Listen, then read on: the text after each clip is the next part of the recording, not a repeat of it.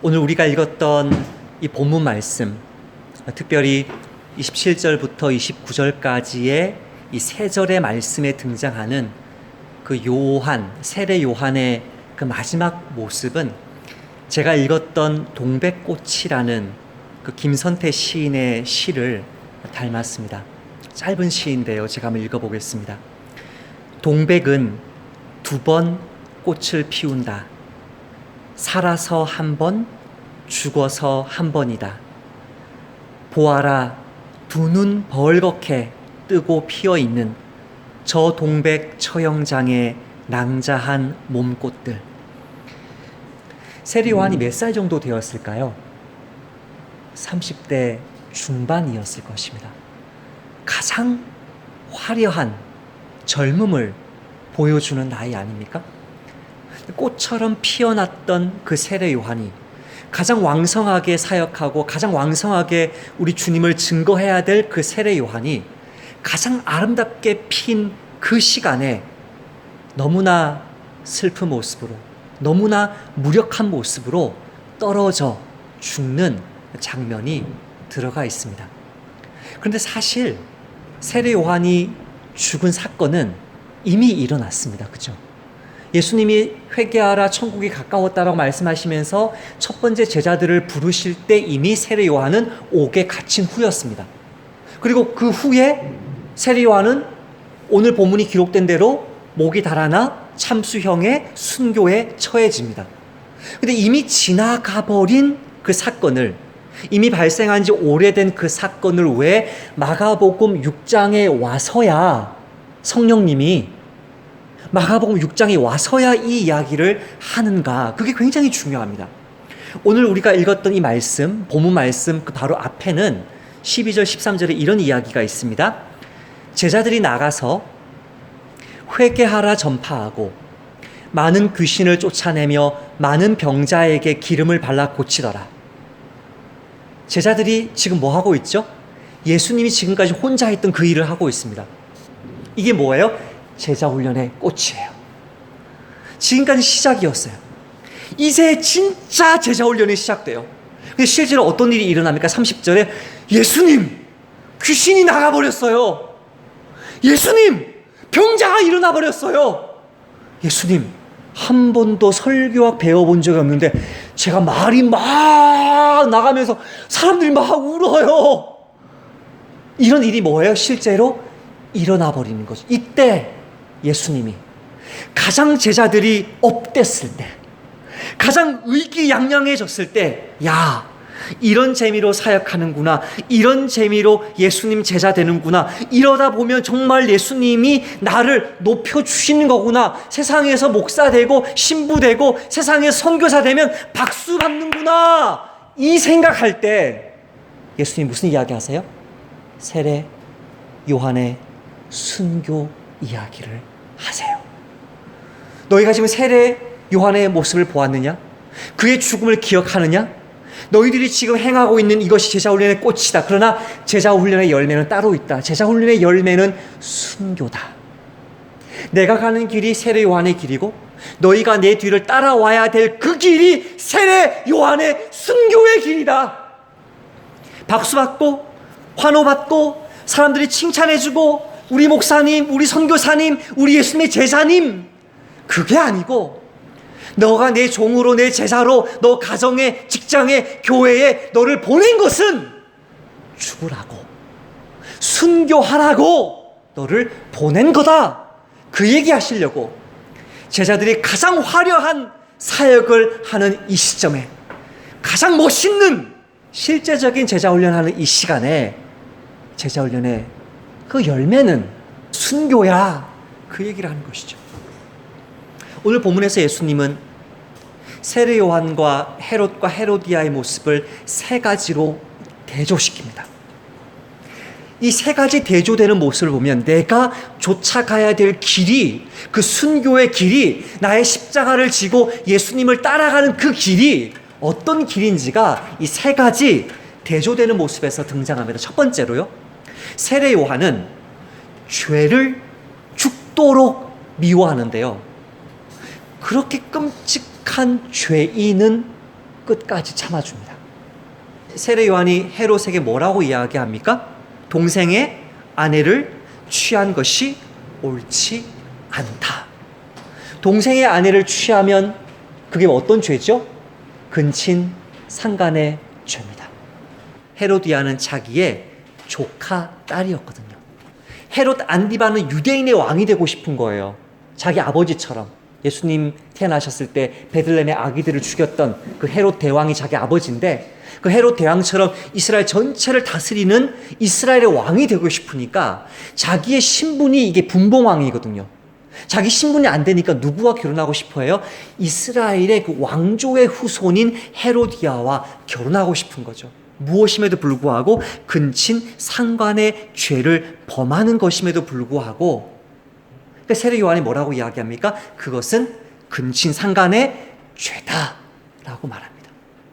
이렇게 근신 상간의 죄라고 꾸짖으면서도 뭐라고 이야기하냐면, 헤롯이 끝까지 세례 요한의 말을 들을 때마다 크게 번민하면서 달게 들었답니다. 무슨 말이냐면, 한번 세례 요한이 그것이 죄라고 이야기했을 때 헤롯이 듣지 않았음에도 불구하고 세례 요한은 헤롯에게 끝까지 뭐 했다고요? 끝까지 설교했다고요.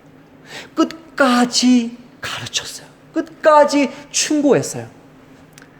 저와 여러분이 하나님께 버림받은 사람인지 아니면 하나님이 끝까지 내 삶을 책임지고 있는 사람인지를 분별하는 시금석이 하나 있습니다. 그것이 무엇이냐면, 부모든 스승이든 친구든 나를 꾸짖어 주는 사람이 옆에 있습니까?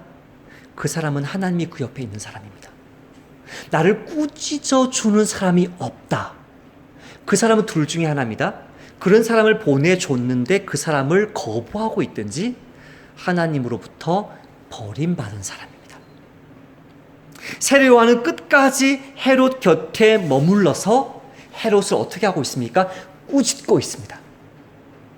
여러분 주위에서 여러분의 부모님이나 스승이나 여러분 친구가 여러분을 꾸짖을 때 여러분 두 가지 옵션을, 한 가지를 선택해야 됩니다. 두 가지 중에 딱 한 가지를.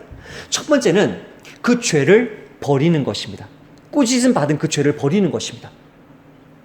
그것이 어떤 죄든지 간에 하나님께서 말씀하신 것을 버리는 것입니다. 이 죄와 나를 끊어내는 것입니다. 죄와 이혼하는 것입니다. 근데 두 번째 반응이 있는데요. 죄를 지적받았음에도 불구하고 그 죄와 나를 하나로 여기는 것입니다. 나 곧 그 죄. 그 죄 곧 나. 연결시켜버립니다. 이렇게 연결시켜버리는 사람에게 찾아오는 결과가 무엇이냐면 더 큰 죄예요. 그 동일한 죄인데요. 동일한 간음죄인데 더 큰 죄가 따라옵니다. 도둑질인데 더 큰 도둑질이 찾아오든지, 예? 음란함인데 더 큰 음란함이 찾아옵니다. 죄와 나를 결탁시켜버리면. 헤롯과 헤로디아가 결혼한 근친 상간의 죄를 지적했더니 이것에 대해서 복수하려고 헤로디아가 어떤 작전을 벌입니까? 자기 딸을 남자들만 모여있는 곳에서 자기 딸을 춤추게 만듭니다. 이 춤은 아주 음란한 춤입니다. 어떤 소설을 읽으시든지 어떤 영화를 보시든지 세례 요한이 순교하는 장면을 그려놓은 영화나 책을 읽어보시면요, 공통적으로 이 헤로디아의 딸 살로메라고 역사책에는 나오고 성경에는 이름이 안 나옵니다. 헤로디아의 딸 살로메가 굉장히 야한 옷을 입고 야한 춤을 춥니다. 그 결과가 무엇이었습니까? 헤롯을 비롯한 모든 남자들이 입을 쫙 벌리고 침을 흘리는 것이 그 결과였습니다. 너무너무 좋아가지고 뭐라고 얘기했어요? 나라의 절반을 줄까? 완전히 이거는요, 주일학교에서 설교할 수 없을 정도의 더러운 모습입니다.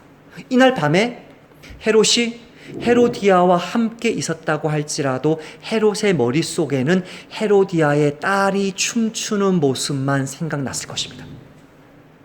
근친상간의 죄를 지적했는데 그 죄를 버리지 않으니까, 그 죄와 나를 하나로 여기니까 뭐가 찾아와요? 더 큰 죄가 찾아와요. 죄 곧 나 곧 죄라고 선언하자마자 그 죄가 나를 사로잡아요. 그때 나오는 반응이 무엇입니까? 나의 죄를 지적한 사람은 곧 나를 지적한 것이기 때문에 그 사람을 죽도록 미워하는 거죠. 세례 요한은 어떤 사람이었습니까? 죄를 죽도록 미워한 사람이고요. 사람은 끝까지 인내하고 용납했습니다. 그러나 그 죄를 지적받았을 때 죄와 나가 딱 결탁해버리니까 사람이 죽도록 미워지고 죄는 좋아지는 거 있죠.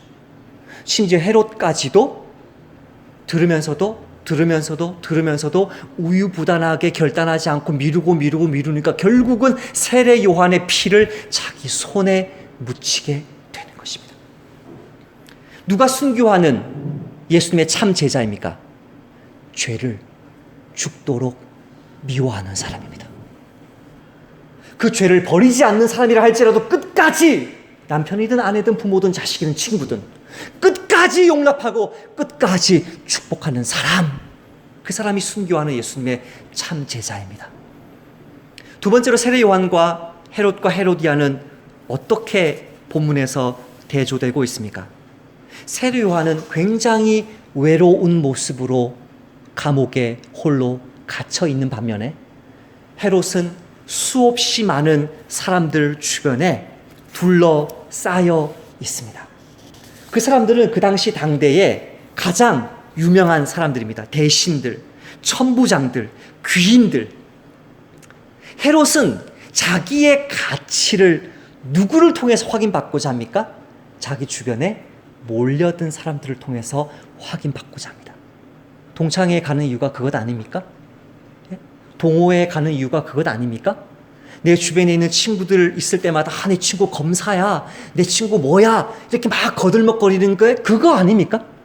내 친구가 누구고 내 부모가 누구고 내 주변에 누가 있다는 그것이 곧 내가 누구인지를 말해준다라고 생각하는 사람이 누구였습니까? 헤롯이었습니다.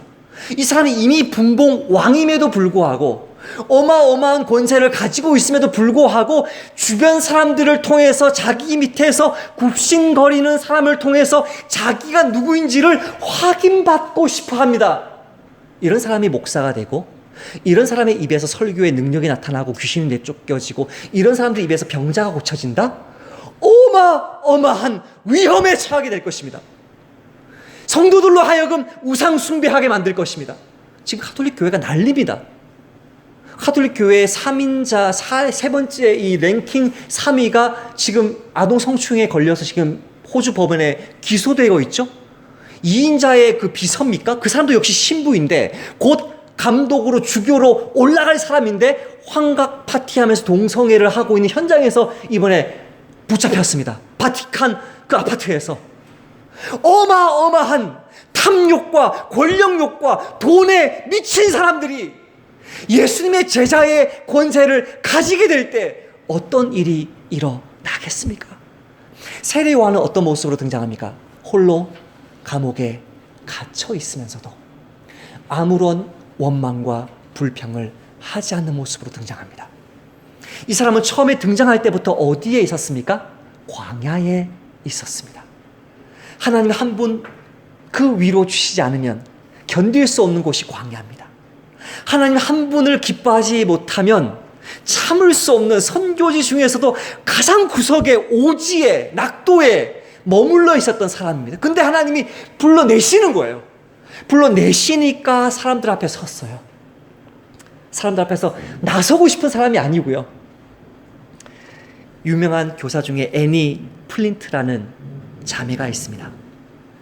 어린 시절에 고아로 컸습니다. 근데 자기를 입양해 준 가정의 그 성이 서네임이 플린트이기 때문에 이름이 애니 플린트가 되었습니다. 교사가 되어서 아이들을 가르치기 시작한 직후에 온몸이 경직되는 급성 관절염에 걸려서 한평생을 휠체어 위에서 앉아 있어야 했습니다. 온몸이 이렇게 막 뒤틀려가지고요. 암이 찾아오고요. 자매인데 요실금 때문에 한평생 긴장하며 살고요. 온몸에 욕창이 생기니까 7개, 8개 베개를 받쳐주어야만 살이 썩어들지 않는 그 모습으로 살았던 자매인데 정말 전 세계의 수많은 그리스도인들이 이 자매의 찬송시를 노래로 부르고 있습니다. 이 자매 찬송 중에 한 곡 제가 가사만 한번 불러보겠습니다. 그분이 더 큰 은혜를 주시네라는 찬송인데요. 우리의 무거운 짐이 커져갈수록 그분이 더 큰 은혜를 주시네. 우리의 노동이 증가할수록 그분이 더 큰 힘을 주시네. 고통이 더해지면 그분의 자비가 더해지고 시련이 겹칠수록 그분의 평화도 겹쳐서 임하네. 우리의 인내가 바닥이 날 때, 반나절이 지나기 전에 온몸의 힘이 다 빠져버릴 때, 비축해 두었던 우리의 자원이 바닥났음을 알게 되었을 때, 우리 아버지의 충만하신 은혜가 바로 그때 시작되었네.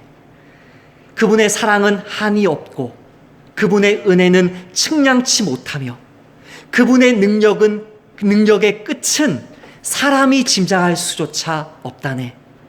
예수 안에 있는 그분의 무한하신 풍성함으로부터 그분이 나에게 부어주시고 또 부어주시기 때문이라. 세례 요한이 죽고 나서 예수님이 사람들이 예수님을 만났을 때 예수님의 모습을 보면서 세례 요한의 모습을 기억합니다. 그럼 세례 요한의 어떤 모습을 이야기하냐면 오늘 본문에 나오는 제자들과는 너무나 대조적인 이야기를 합니다. 제가 한번 읽어보겠습니다. 세례 요한에 대해서 이야기합니다.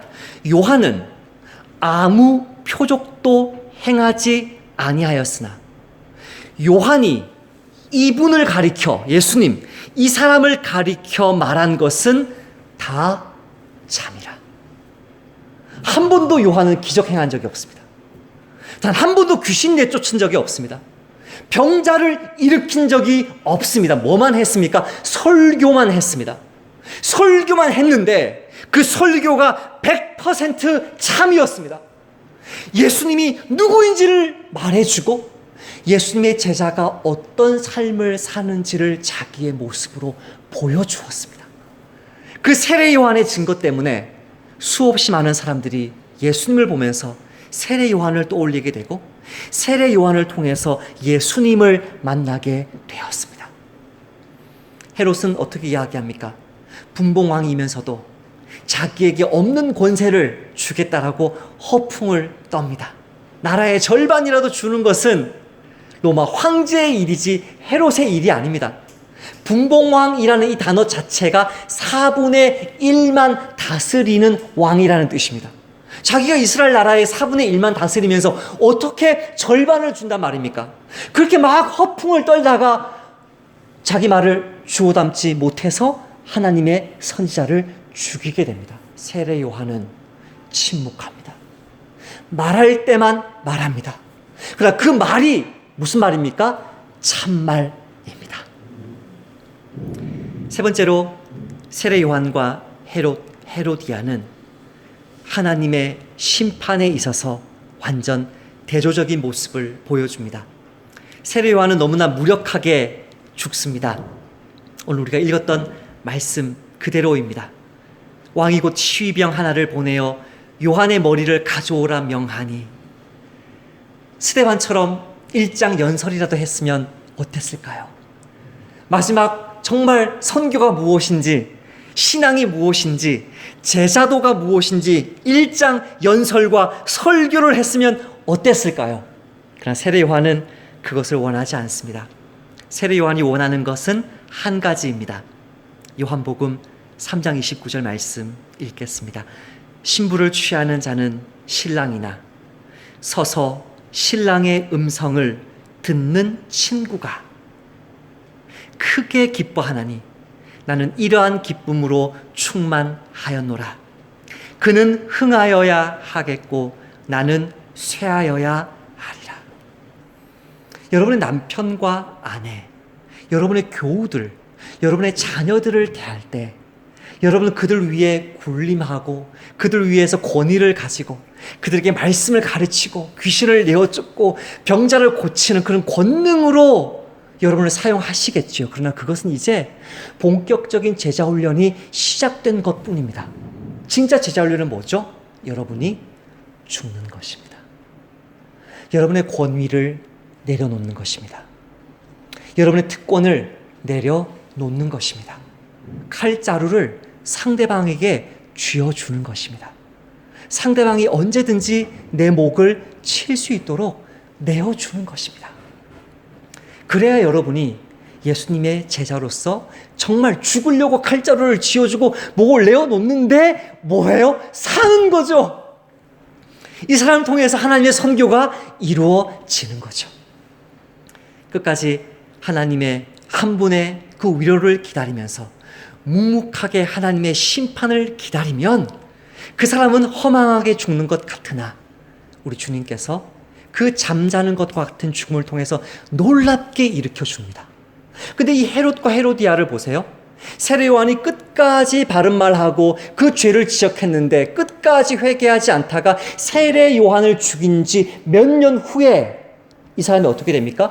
분봉왕이었다가 자기가 다스리고 있던 갈릴리 지역과 갈릴리 옆에는 요단강 건너면 데가볼리가 있고요. 그 데가볼리 밑에는 베레아가 있고요. 베레아 밑에는 나바테아 왕국, 오늘날 요르단이 있는데요. 이 헤롯이 갈릴리와 베레아를 다스리던 분봉왕이었거든요. 헤로디아와 결혼하기 전에 그 첫 번째 여자가 누구였냐면, 아내가 누구였냐면 나바테아 왕국의 딸이었거든요. 자기가 이스라엘 전체의 왕이 되기 위해서 이 나바테아 왕국의 딸을, 공주를 버리고 근친상간한 거거든요. 나바테아 왕국의 왕이 복수하기 위해서 전쟁 일으켜서 쑥대밭이 됩니다. 그래서 로마 황제의 신용을 잃고 갈리아, 프랑스 지방으로 유배 가서 거기서 헤롯과 헤로디아가 비참하게 죽습니다. 목숨을 걸고 복음을 전했던 세례 요한의 말씀을 끝까지 거절했기 때문에 하나님이 심판하셨다는 사실을 그 당시에 모든 유대인들이 다 알았습니다. 우리의 인생이 짧든 길든 상관없습니다. 내 인생이 선교지에서 끝나든 개척교회에서 끝나든 여러분의 직장과 가정에서 끝나든 상관없습니다. 여러분이 주의 진리를 붙잡고 사람을 사랑하면서 그 진리를 가지고 끝까지 타협 없이 말씀 전하면 하나님이 여러분의 인생이 옳았음을 인정해 주시고 박수 쳐 주실 것입니다. 그 삶이 너무나 어렵기 때문에 끊임없는 위로와 평강을 여러분에게 부어주실 것이고 그것이 그 사람이 진정 하나님의 종이라는 권위로 여러분의 삶 속에서 확증될 것입니다. 하이델베르그 요리문답이라는 신앙 고백서가 있는데요. 독일과 스위스, 유럽에 있는 장로 교인들이 신앙 고백했던 이 신앙 고백서 1문을 제가 읽고 마치겠습니다. 1문 질문이 이렇습니다. 살아서나 죽어서나 당신의 유일한 위로는 무엇입니까? 이 질문에 대한 대답은 이렇습니다. 살아서나 죽어서나 나는 나의 것이 아니요 몸도 영혼도 나의 신실한 구주 예수 그리스도의 것입니다. 그리스도께서는 그의 보혈로 나의 모든 죗값을 완전히 치르고 나를 마귀의 모든 권세에서 해방하셨습니다. 또한 하늘에 계신 나의 아버지의 뜻이 아니면 머리털 하나도 땅에 떨어지지 않도록 나를 보호하시며 참으로 모든 것이 합력하여 나의 구원을 이루도록 하십니다. 그러므로 그의 성령으로 그분은 나에게 영생을 확신시켜 주시고 이제부터는 마음을 다하여 즐거이 그리고 신속히 그를 위해 살도록 하십니다. 오늘 말씀 생각하면서 같이 한번 기도하십시다. 우리 주님이 여러분에게 주신 제자의 길이 무엇입니까?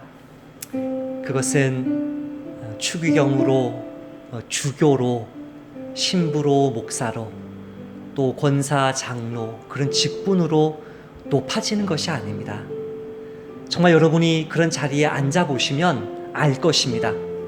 여러분이 거룩하지 않아도요, 여러분이 정말 음란하고 거짓되고 돈과 여자와 이 세상의 모든 것을 탐하고 사는데도요, 그 예배당에, 그 성당에 모여있는 영혼들이 불쌍해서 하나님이 능력의 설교를 하게 하시고 귀신이 쫓겨나게 하시고 하나님이 병자를 일으켜버립니다. 그러니까 예수님 재림하실 때 무수히 많은 거짓 선지자들이 내가 귀신 내어 쫓고 내가 주의 이름으로 이런 기적들을 행했는데 나를 모릅니까? 그런 일이 일어나는 거거든요. 여러분, 정말 예수의 제자의 길은 그런 자리에 있지 않습니다. 이런 능력이 나타나는 것에 있지 않습니다. 직분에 있지 않습니다. 예수의 진정한 제자도는요, 목숨 내놓고 바른 말 하는 것입니다. 이 말 하면 저 사람 더 이상 나를 친구로 여기지 않을 거야. 이 말 하면 지금 저 사람 물에 있는 이 컵에 있는 물을 내 얼굴에 끼얹을 거야. 이 말 하면 내가 저 사람과 연 끊을 것 같아. 그런 사람을 정말 목숨 걸고요, 관계가 완전히 끊어질 각오하고요, 바른 진리를 말해주는, 목 내놓고요, 그런 제자도를 여러분 살고 있습니까? 여러분, 정말 예수의 제자는요, 빈들에서, 광야에서 큽니다. 사람들 많이 모여서 박수치고 주변에 있는 사람들이 정말 대단해, 그런 사람이 예수의 제자가 아니고요, 아무도 나를 알아주지 않아도 저 선교지 골짜기 구석에 있어도요, 여러분 집에서 뭐 남편이 아내가 나를 인정해 주지 않고 부모와 자식이 인정해 주지 않아도요, 교회 안에서 직분도 없어서 뭐 교회에서 박수받지 못해도요, 정말 주님 주시는 한 분의 위로로 만족할 수 있는가? 내가 예수님 드러내는 그것만으로 내 인생 성공했다라고 말할 수 있는가? 그게 예수의 제자라고요. 세 번째로요, 예수님 제자는요, 하나님이 심판해 줍니다. 지금은 여러분을 무시하지요? 여러분을 정말 아무도 보잘것없는 직분 가졌다고 사람들이 인정해 주지 않지요? 그러나요, 하나님은 반드시 심판합니다. 천국 가보면 이 땅에서 높임 받았던 목사님들이 많이 낮은 자리에 있을 것 같고요, 저 낙도와 오지에서 사례비도 제대로 못 받으면서 그렇게 노원촌에서 사역하시는 분들, 저 선교지에서 목숨 내놓고 무명으로 선교하는 주의 종들이 정말 높아질 것을 저는 믿습니다. 하나님이 심판합니다.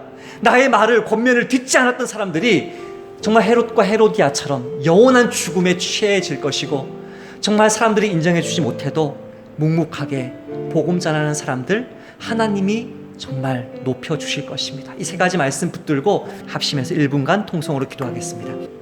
아버지, 감사합니다. 오늘 우리에게 부담되고 어려운 말씀 들려주셔서 감사합니다.